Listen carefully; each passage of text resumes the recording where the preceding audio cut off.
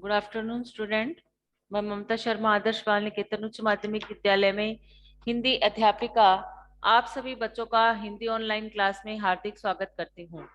Student, आज हम अपनी पाठ्य पुस्तक क्षितिज से पाठ 6 का अध्ययन करेंगे।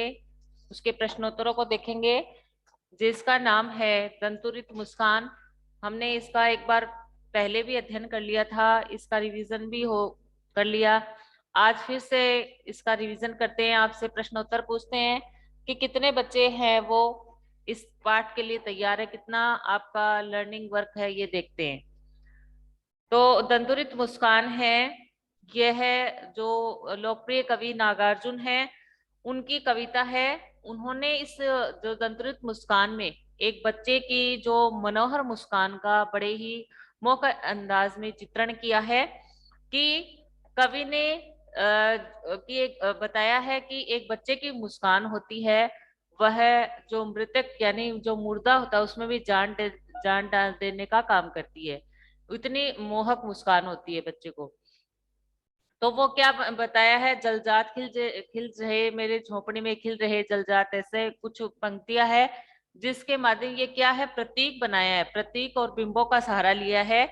और ऐसे बताया कि एक जो बच्चे की जो दंतुरित मुस्कान है, आकर्षक मुस्कान है, वो एक कठोर हृदय यानी पाषाण हृदय, जो पत्थर का हृदय वाला व्यक्ति होता है उसको भी पिघला देती है।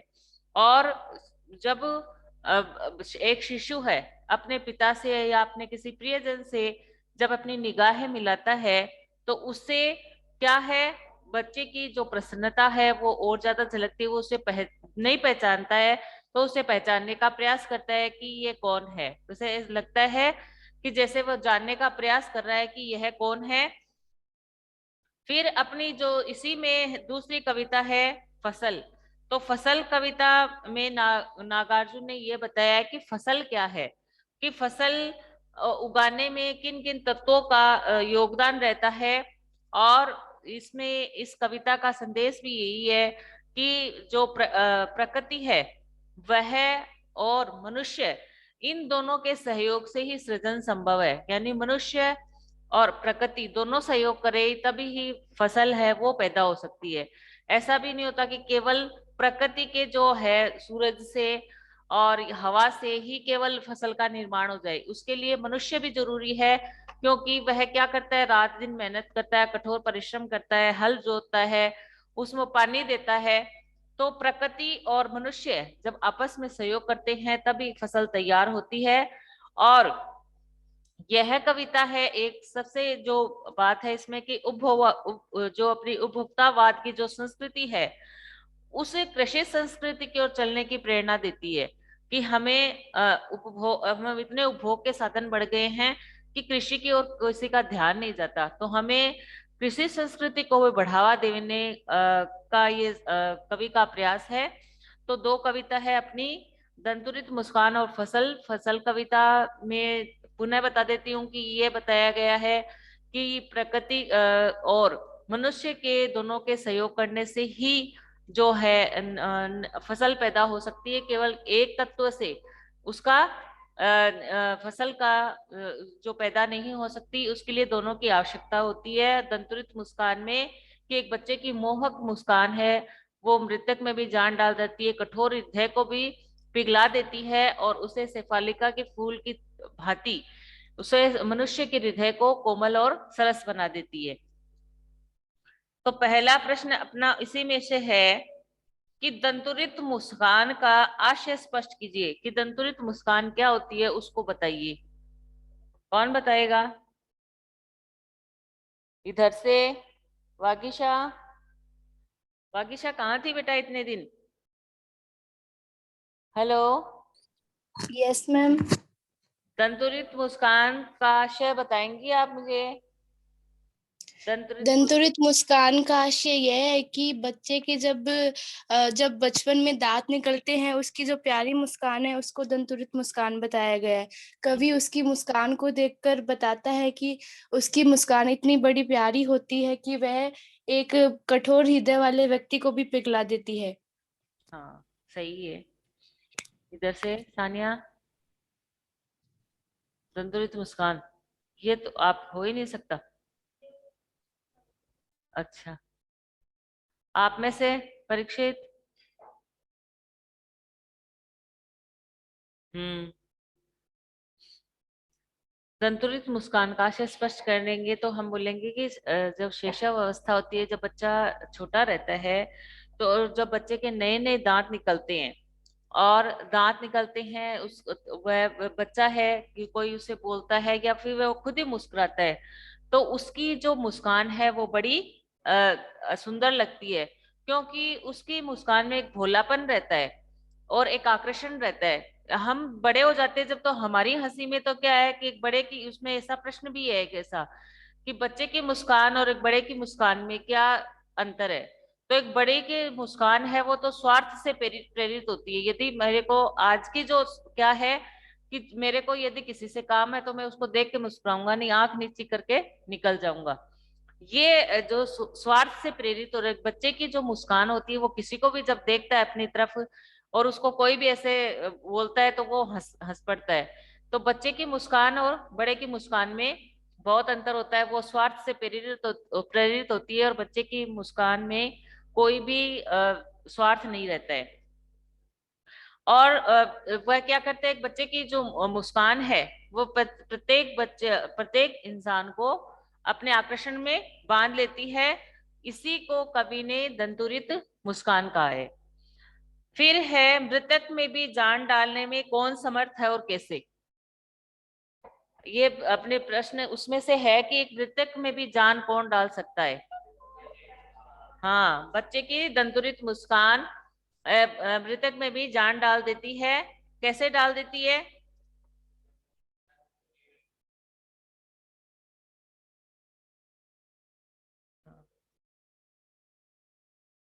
हम्म,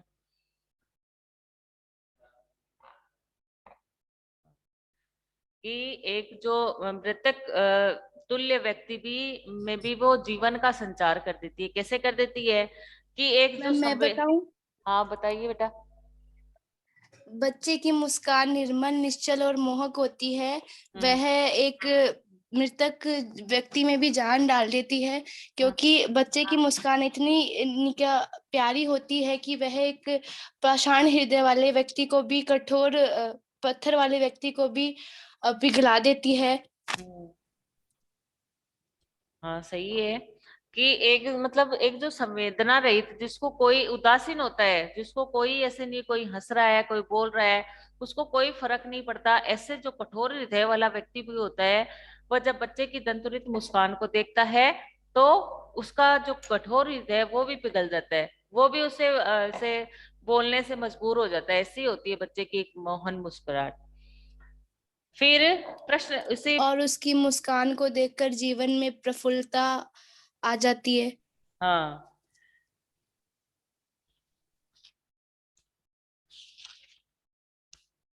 बच्चे की दंतुरित मुस्कान का कवि के मन पर क्या प्रभाव पड़ता है? बच्चे की दंतुरित मुस्कान का कवि के मन पर क्या प्रभाव रहता है?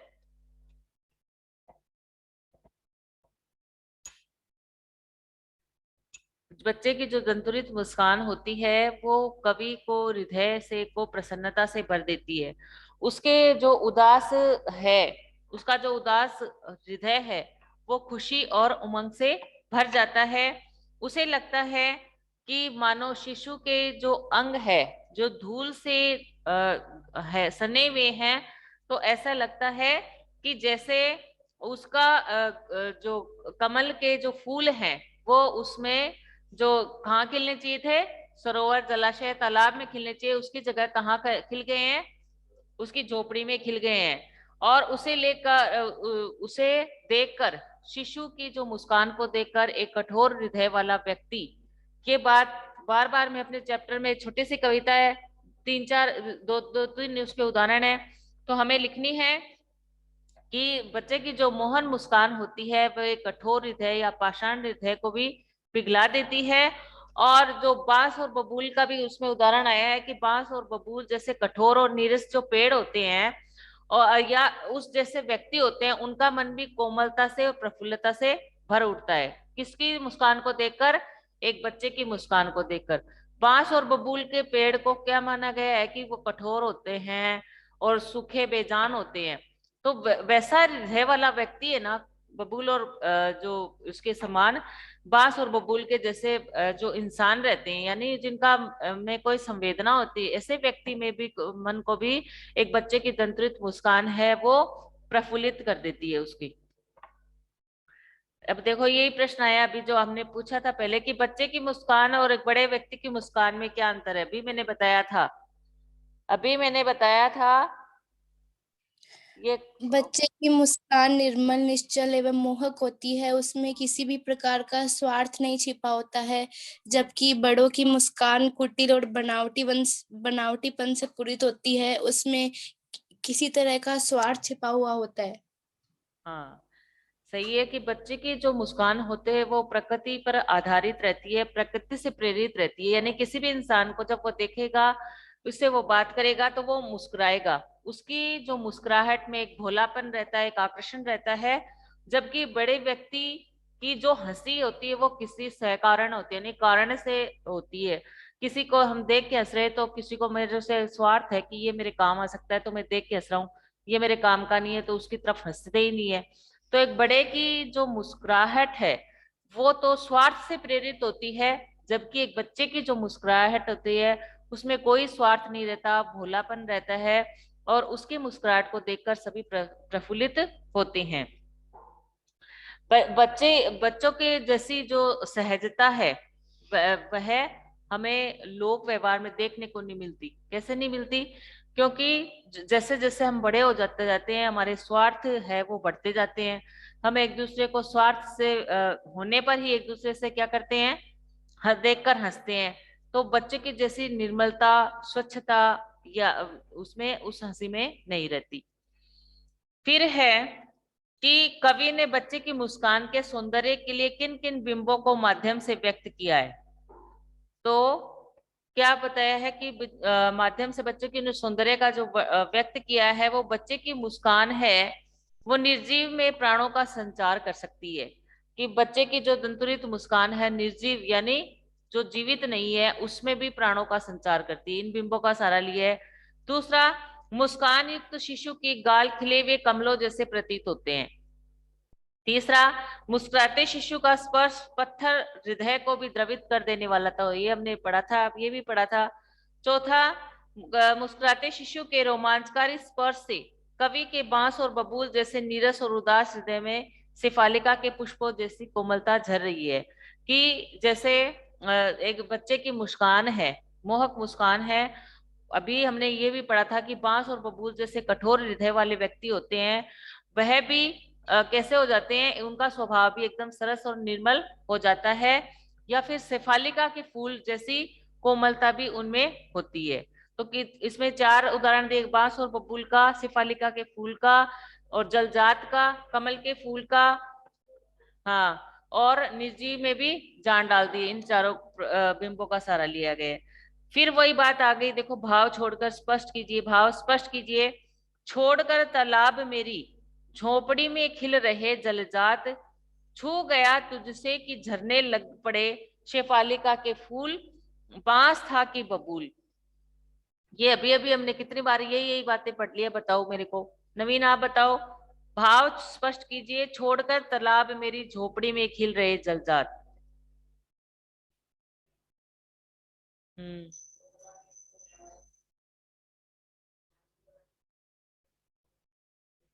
हम्म।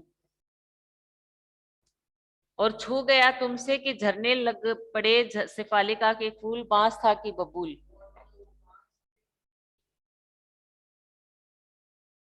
हम्म।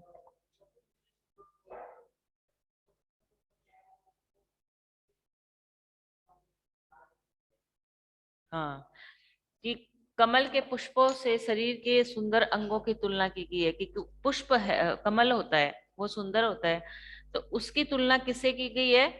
एक बच्चे की। हाँ, शिशु को मुस्कुराते हुए मुख और उसके जो धूल से दूषित जो अंग है, कोमल अंगों को देखकर कवि का मन इतना उत्साहित रहता है कि उसे लगता है कि मानो कमल है वो तालाब को छोड़कर मेरी झोपड़ी में खिल गए हैं। छोड़कर तालाब मेरी झोपड़ी में खिल रहे जलजात। जलजात मतलब फूल की नहीं तालाब। बात। हाँ हाँ। झोपड़ी में खिल रहे जलजात, जल में खिलने वाले कौन से हैं? हाँ। तो उनको भी जो कमल है वो तालाब का में को छोड़कर उसकी झोपड़ी में खिल रही हैं। छू गया तुझसे कि झड़ने लग गए पेड़े सिफालिका के फूल, बांस था कि बबूल। विक्रम, विक्रम सैनी, विक्रम आप बताएंगे बेटा? Vikram, yes madam. ये बताएंगे आप? छू गया तुझसे कि झड़ने लग पड़े शेफालिका के फूल, बांस था कि बबूल।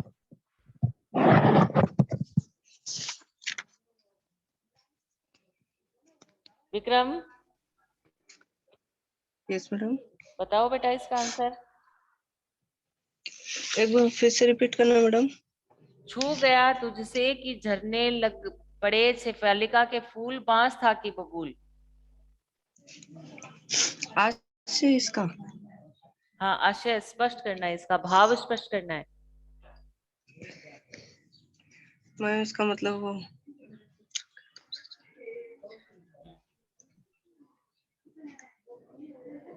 कि लेखक क्या था? निरंतर वो क्या था? प्रवासी था, घर से बाहर रहता था।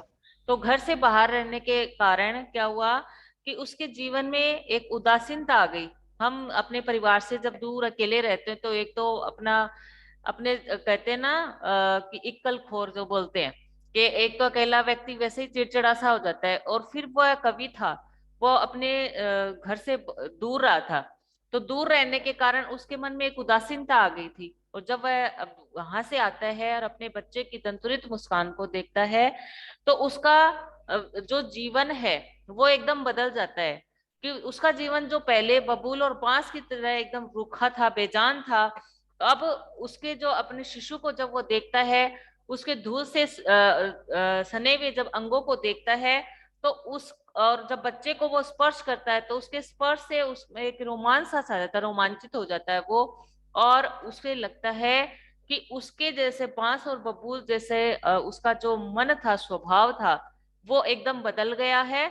और शेफालिका के फूल की तरह उसका स्वभाव है वो कोमल हो गया है।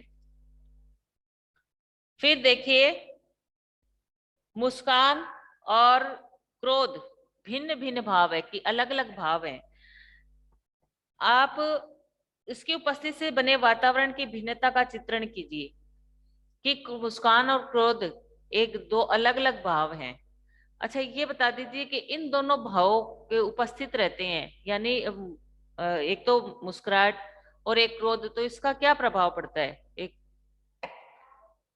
हाँ, सामने वाले पर। हाँ, विपरीत तो है। तो इससे क्या, एक व्यक्ति जब हंसता है तब क्या प्रभाव पड़ता है, और क्रोध करता है तब क्या प्रभाव पड़ता है?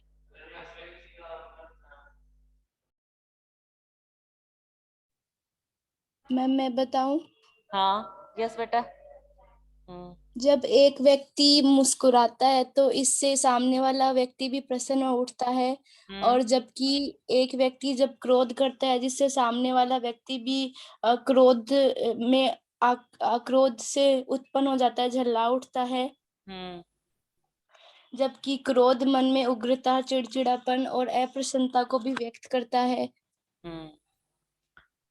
और मुस्कान मन की आंतरिक प्रसन्नता को प्रकट करने वाला भाव होता है। हाँ, कि हम मुस्कुराहट से, हम ऐसे कहते हैं ना कि बेटा क्रोध से हम किसी को जीत नहीं सकते, और मुस्कुराहट या विनम्रता एक ऐसा हथियार है जिससे हम दूसरे के हृदय में अपना स्थान बना सकते हैं। ये एकदम सत्य बात है, आप चाहे अनुभव करके देख लो कि क्रोध से हम किसी को भी, किसी को मान लो मेरे को क्रोध आ रहा है, आपको क्रोध आ रहा है, हम दोनों बराबर बात बोलेंगे, तो क्या होगा? वो क्रोध है वो बढ़ता ही जाएगा और वातावरण एकदम खराब हो जाएगा। एक को क्रोध आ रहा है, यदि दूसरा शांत हो जाए तो इससे क्या होगा कि अगर उसकी गलती भी है तो उस टाइम, जिस टाइम क्रोध आ रहा है अगले को किसी बात पे, उस टाइम नहीं बोलना चाहिए, चाहे गलती नहीं हो, तब वो अपने आप शांत हो जाए, फिर वो खुद मनन करता है कि अरे उसकी तो गलती नहीं थी, मैंने ऐसा कह दिया। और ऐसे ही हम उसको भी, अगले को भी क्रोध आ रहा है, मेरे को, मैं भी क्रोध में बोल रहा हूँ, तो वो क्रोध से वातावरण क्या हो जाएगा, एकदम खराब हो जाएगा, माहौल ही खराब हो जाएगा। तो व्यक्ति के, ये ऐसे पूछा, मुस्कान और क्रोध भिन्न भिन्न भाव है और इससे की उपस्थिति से बने वातावरण की भिन्नता का चित्रण कीजिए। तो व्यक्ति के मुख पर मुस्कान कब आती है? जब आती है जब उसका मन है वो प्रसन्न होता है, मन खुश होता है, मन प्रसन्न होता है, तभी व्यक्ति के मन पर एक मुस्कान आती है। और हम किसी से मुस्कुराते हैं, हंसते हैं, तो हमारा मन है वो हल्का हो जाता है, प्रसन्न हो जाता है, और एक नई ताजगी सी हमें महसूस होती है, और वातावरण है वो प्रसन्नता में बन जाता है। और मुस्कुराते मनुष्य का कोई यदि साथ भी पाता है तो वह, उसका मन भी प्रसन्न होता है। जब इसके इसके विपरीत क्या होता है, क्रोध का जो वातावरण होता है वो मन में भय, अशांति पैदा कर देता है, कि उसको ऐसे क्रोध आ रहा था, वो टेंशन है वो चलती रहती है, और पास में बैठा वाला इंसान भी तनावग्रस्त हो जाता है। तो क्रोधी व्यक्ति का जो कठोर जो शब्द है, अपशब्द हैं, और हाव भाव हैं, हाव भाव हैं, वो क्या करती है, संघर्ष ही पैदा करती है। वो व्यक्ति एक दूसरे को देख, इसने मेरे को ऐसे कह दिया, इसने ऐसे कह दिया, फिर दोनों के मन में मन मुटाव वो बढ़ता जाता है और संघर्ष हो जाता है। तो हंसी से वातावरण है वो प्रसन्न जो वातावरण भी खुश हो उठता है, व्यक्ति भी प्रसन्न हो उठता है। जबकि क्रोध से क्या होता है कि व्यक्ति है वो तनावग्रस्त हो जाता है। फिर है अपना फसल कविता से एक दो प्रश्न पूछते हैं। कवि के अनुसार फसल क्या है? कवि के अनुसार फसल क्या है? टीना बताएगी। टीना, यस मैडम। कवि के अनुसार बेटा फसल क्या है? अभी मैंने शुरू में बताया था ना, क्या है कवि के अनुसार फसल?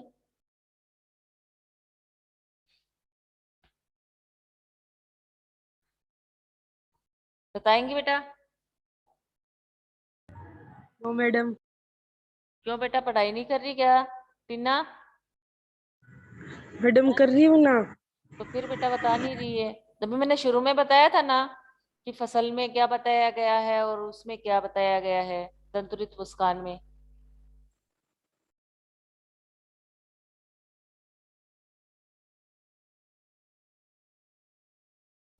देखो, कवि के अनुसार अनुसार जो फसल है वो प्रकृति और मनुष्य दोनों के श्रम का, यानी मेहनत का परिणाम है।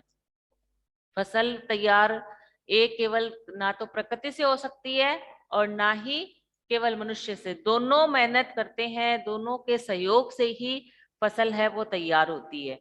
किसान है वो क्या करता है, खेत को जोतता है और उसमें वो बीज वगैरह है वो डालता है, और उसको बीज बोने के लायक करता है वो, उसको करने के लिए फिर उसमें वह फसल उगाता है, उसमें पानी देता है, समय समय पर उसे खाद भी देनी होती है, तो पौधे में खाद और पानी दोनों देने का काम करता है।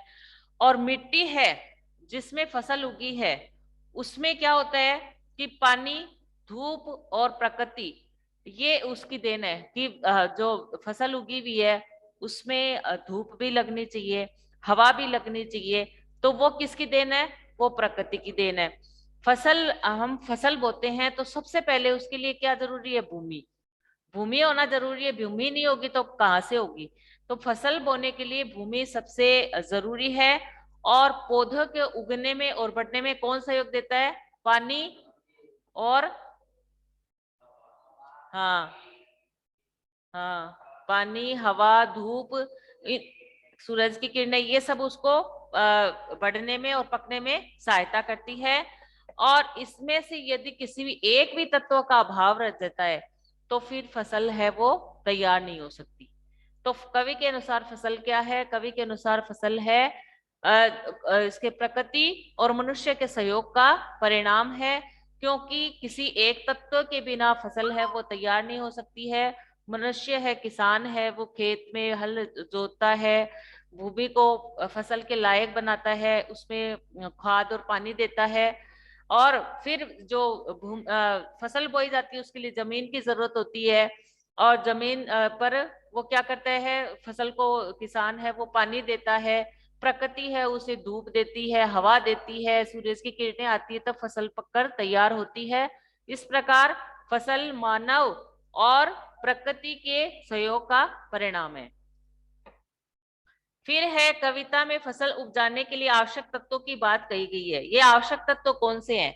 ये तो अभी अभी हमने पढ़ा है। हाँ हाँ, ये अभी मैडम मैं पास। बताऊं? हाँ हाँ बेटा बताओ। मैं बताऊं? हाँ बताओ। नदियों का पानी, उपजाऊ मिट्टी, हम्म सूरज की किरणें, हम्म किसान की मेहनत, हम्म। ये सब मैडम। हाँ, किसान की मेहनत या मनुष्य का परिश्रम भी हम कह सकते हैं कि ये आवश्यकता। उपजाऊ मिट्टी है, अनेक तरह नदियों का जल है, सूर्य की किरणें हैं, और ये पवन हवा जिसे कहते हैं हम, ये है, और मनुष्य का परिश्रम है। फसल का हाथों की के स्पर्श की गरिमा और महिमा कहकर कवि क्या कहना चाहता है, करना चाहता है? स्नेहा जांगीड़ बताएगी। कहाँ गई है वो? वापस चली गई, गायब भी हो गई इतनी देर में। अभी तो थी वो। मैम मैं बताऊं? यस बेटा। इस इससे कवि यह कहना चाहता है कि फसल को उगाने के लिए मानव के हाथों का श्रम लगा होता है, क्योंकि जब मजदूर या फिर किसान अपने हाथों का श्रम करके फसल को उगाते हैं तभी फसल तैयार होती है। और फसल का फलना फूलना ही किसानों के श्रम की गरिमा महिमा है, जिसके कारण फसल बढ़कर तैयार हो पाती है। फसल के को हाथों के स्पर्श की गरिमा और महिमा कहकर कवि यही कहना चाहता है। सही कहा आपने कि कवि ने किसानों को हाथों से किए जाने वाले परिश्रम का ही परिणाम माना है, कि किसान है वो दिन रात मेहनत करता है तो उसके हाथों का स्पर्श पाकर ही फसल है वो तैयार होती है। तो कवि ने किसान के हाथों द्वारा किए जाने वाले परिश्रम को ही मतलब उसका फसल तैयार होने का परिणाम माना है। अतः फसल की जो महिमा है, फसल को श्रम की महिमा, श्रम यानी मेहनत की महिमा और गरिमा कहा गया है, कि सारे जो प्राकृतिक तत्व है उनके रहते हुए भी यदि किसान श्रम नहीं करे, मेहनत नहीं करे तो फसल तैयार नहीं हो सकती है। उसके हाथों के स्पर्श से ही फसल है वह तैयार होती है, और उसका रूप है वो तैयार होता है। यानी एक जो किसान होता है या कोई भी मनुष्य होता है, वो मान लो कि अपने फूल गोभी की कर रहा है, मतलब उगा रहा है, या गन्ने की खेती कर रहा है, तो उसमें वह मेहनत करेगा तभी तो वह तैयार होगी, उसके मेहनत के बगैर नहीं हो सकती।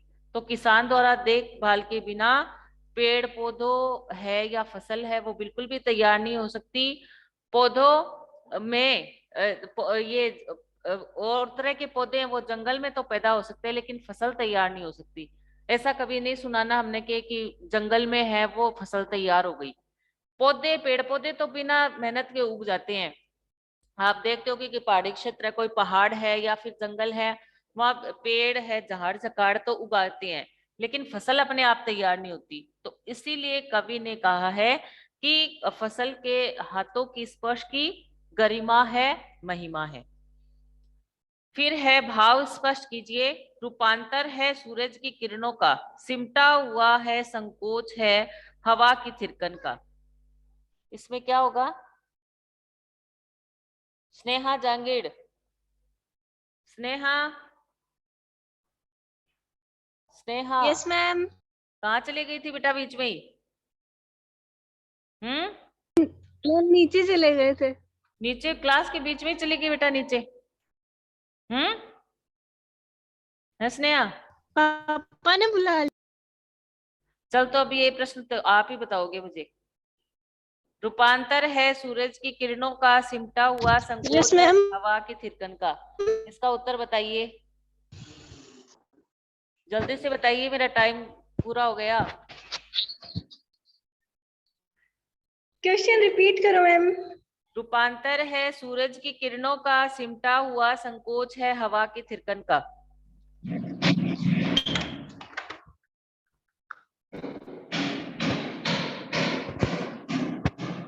बता रही क्या? नहीं आ रहा आपकी है? आवाज ही सही से नहीं आ रही मैडम मेरे पास। मैम मैं बताऊं? कौन सी हाँ पंक्ति बता। बोल रहे हो आप? भाव स्पष्ट कीजिए। आप बताओ, बाकी सा उसे सुनाई दे जाएगा। इस उपयुक्त पंक्ति का भाव यह है कि फसल को उगाने के लिए सूरज की किरणें अर्थात धूप और हवा की थिरकन का बहुत प्रभाव पड़ता है, क्योंकि फसलों में हरियाली सूरज की किरणों के प्रयास के कारण ही होती है और फसल को बढ़ाने के लिए हवा और पानी का भी प्रभावी योगदान रहता है। सही है। कवि का क्या कहना है कि सूर्य का प्रकाश भी पौधों के लिए अत्यंत आवश्यक होता है। रूपांतर है सूरज की किरणों का सिमटा हुआ संकोच हवा के थिरकन का। कि सूर्य का प्रकाश है वो पौधों के लिए बढ़ने में बहुत आवश्यक है। सूरज की किरणों को आत्मसात करके ही पौधा है वो हरा भरा होता है। यानी आप देखते भी नहीं हो क्या, जब बहुत अत्यधिक सर्दी पड़ती है तो रात को जो अपने घर में तुलसा लगी हुई है वो ही कैसी हो जाती है ना। तो ये क्या है कि पौधा है वो किससे विकसित होता है, जब सूर्य की किरणें पड़ती है और वो उसको सूरज की किरणों को आत्मसात करता है, जैसे आप ऑब्जर्व इंग्लिश में बोलते हो। जब वो उसको लेता है, आत्मसात करता है, तो पौधा है वो हरा भरा होता है। और इसी प्रकार उसकी जो पौधे की निरंतर गतिशीलता है किससे बनी रहती है? हवा से। वो हवा से बनी रहती है। हवा है, नाइट्रोजन तत्व है, ये इसमें पौधे में मिल जाते हैं, सिमट जाते हैं। और इस प्रकार दोनों प्राकृतिक तत्व ही उगे हुए पौधों के रूप में दिखाई देते हैं कि नाइट्रोजन, हवा है, सूरज की किरणें हैं, ये सब मिलकर ही एक पौधा है वो तैयार होता है। तो इस प्रकार आज हमने इसका वो कर लिया है रिवीजन। 1 तारीख से हम अपनी क्लास है वो सुचारू रूप से चालू हो जाएगी, इसलिए हम अपनी संजीव डेस्क वर्क से मॉडल पेपर है वो करेंगे। तो आज के लिए इतना अपनी क्लास है वो खत्म करते हैं। कोई को कुछ पूछना है तो बता दीजिए। पूछना है क्या? Thank you, have a nice day. 1 तारीख से खुल जाएगी बेटा अपनी स्कूल। मैम हाँ बोलो बेटा, बोलो 1 से स्नेहा। स्कूल में आना है? 1 तारीख से, हाँ टाइम टेबल आ जाएगा आपके पास। 1 तारीख से खुल रही है अपनी स्कूल। ठीक है, ओके मैडम। थैंक यू बेटा।